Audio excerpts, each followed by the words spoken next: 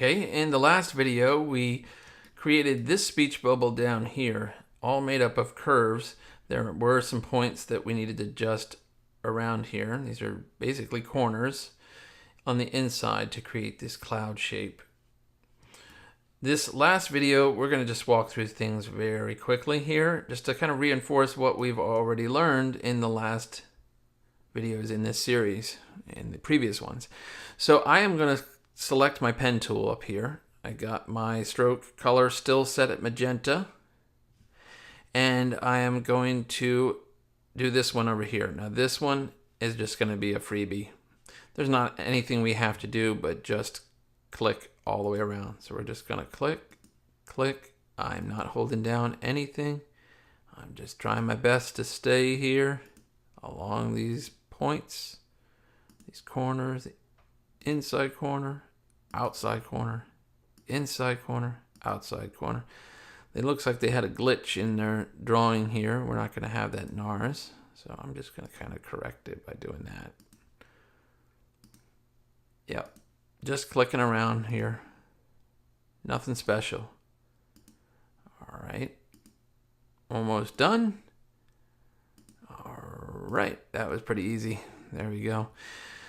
Again, I'm holding down Command key. Gives me that temporary access that I need to the direct selection tool up here in my tools palette.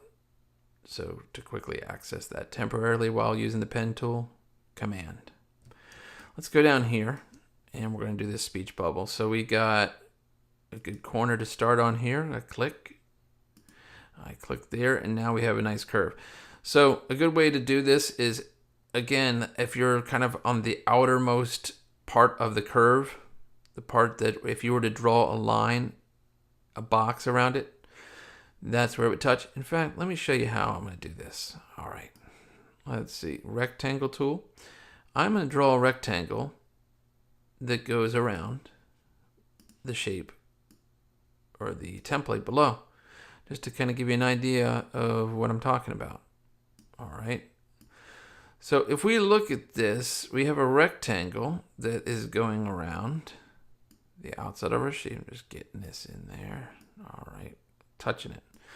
All right, so I have my rectangle set up. It's as if this oval is sitting perfectly inside that rectangle. So this part is the outermost part. This is the outermost part of the curve. Same with this, and same with this. So those are the areas that we're going to set our points.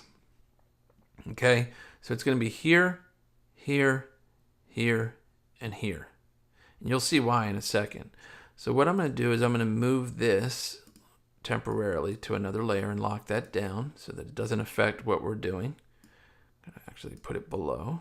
All right, and I'm going to continue working here. So I am going to select this line by holding down my Command key. It gives me temporary access to that direct selection tool. And then when I take my pen and I hover over that point where I want to pick up again, you see this little line? It means I'm going to pick up the line and keep working. That's what that shift is. So you saw the O when we close a shape, the O. This allows us to continue creating our path all the way around. So let me click the point. It's now activated. And I'm going to set a point here. I'm going to drag in the direction. I'm going to hold down my Shift key. Shift allows it to stay perfectly vertical. Got that. Going to come up here to the outermost part. I'm going to come a little bit inside, but we're going to look at the outermost point. Going to hold down Shift again. Shift is keeping it going around here. It's going to be a little different over here because I think I was more to the outside. I'm going to place a point right here. Let's zoom in there. That would be good. All right. So I'm going to place a point right here. And I'm going to drag in the direction that we're going. So I'm dragging down with my mouse until I see it go right inside that. All right, I'm inside the sketch. Then I'm going to put my last point here for the curve. Going to put it right about there. Hold down my Shift key, drag in the direction that we want to continue, let go, and now I can click my next point right here, and then I can close the shape. All right, so let me deselect that, and let's take a look. Aha, so we got a little issue down here in this corner. That's simple to resolve, and I know exactly why it's happening.